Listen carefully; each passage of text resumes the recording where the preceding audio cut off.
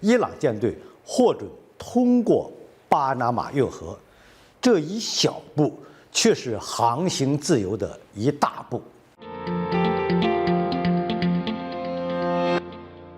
各位朋友，大家好，我是严树军，欢迎收看严树军论评。伊朗舰队获准过巴拿马运河背后有怎样的含义可以解读？对美国来说又意味着什么呢？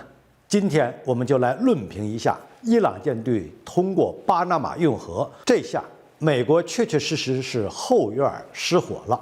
巴拿马政府表示，只要伊朗海军舰艇遵守国际准则，就可获准过巴拿马运河。虽然这只是伊朗方面试探美国风口的一小步，却是全球国家实现航行自由的一大步。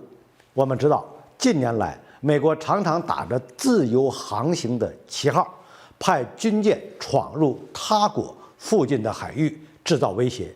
当然，这个自由航行只适用于美军，因为美军会对一些不听话的国家进行海上封锁。比如，美军舰就在霍尔木兹海峡盯着伊朗的油轮。实际上，联合国海洋法公约中确实也有航行自由这一原则，其解释就是，任何国家均有权在公海上行使挂其旗帜的船舶。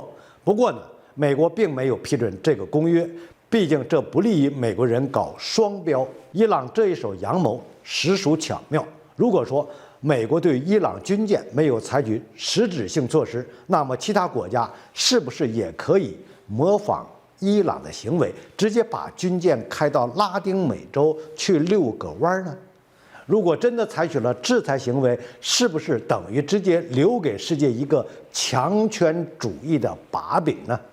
可以预见的是，无论美国做出什么样的选择，都会让世界各国看美国一个笑话。我们都知道，拉丁美洲作为美国的后花园，一直是美国逆鳞之地。受门罗主义思想影响，任何对于美洲的敌意行为都视为对美国的敌意行为。在我们的印象中，美国一直被认为对拉丁美洲具有绝对的控制力。但是在最近的这些年里，美国后花园频频失火，各国人民纷纷搞独立运动，要求摆脱美国的霸权主义控制。远的不说，就在2022年4月，尼加拉瓜直接退出了美国主导的美洲国家组织，并称该组织是美国邪恶的政治工具，可谓是拉丁苦美久矣。伊朗也是一样，这些年美国对伊朗实施了各种各样的经济制裁，占据伊朗的能源，来充实美元霸主地位。从1月底伊朗在巴拿马湾的联合军演就可以看出，此次穿越巴拿马运河行为显然是蓄谋已久的。你要说仅凭伊朗的军舰想对美国造成什么威胁，那也是有点困难。但是这件事所透露出来的风向是值得我们玩味一下的。这里面有2点需要我们注意。首先就是巴拿马为什么敢公然和美国唱反调？难道巴拿马已经强大到可以直接和美国对抗了吗？显然不是。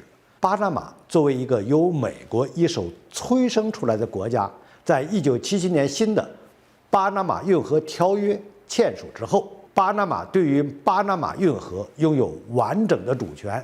此番行为可以说是合情合理。运河航运是其主要支柱经济产业，这些年受美国贸易战和各类制裁政策影响，全球贸易总量急剧下降，巴拿马的财政收入自然也是锐减。当然，经济只是一个引子，巴拿马人民对于美霸权主义的仇恨才是更深层的原因。其次，我们更要注意的是，这件事作为一个政治信号，是不是表明美国对于拉丁美洲的控制已经有了松动？美国的长边政策是不是已经鞭长莫及了？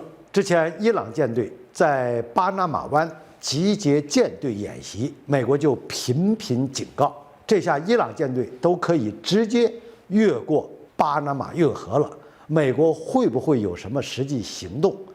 根据巴拿马方面所颁出的国际条例，伊朗确实可以穿过运河，美国贸然动手，会不会引起国际社会的谴责？如果美国不采取行动，那么是不是意味着以后其他国家的军舰也可以穿过巴拿马运河？退一万步说，如果美国真的采取了制裁行为，世界其他国家是不是可以趁美国分心对付伊朗的时候，从拉丁美洲分一杯羹呢？其中有太多可以做文章的地方了。从各个方面说，伊朗的这次试探行为都拥有极大的历史意义。不管怎样，这件事背后很多细节都值得我们细细品味。好，本期的话题就论评到这里，我们下期见。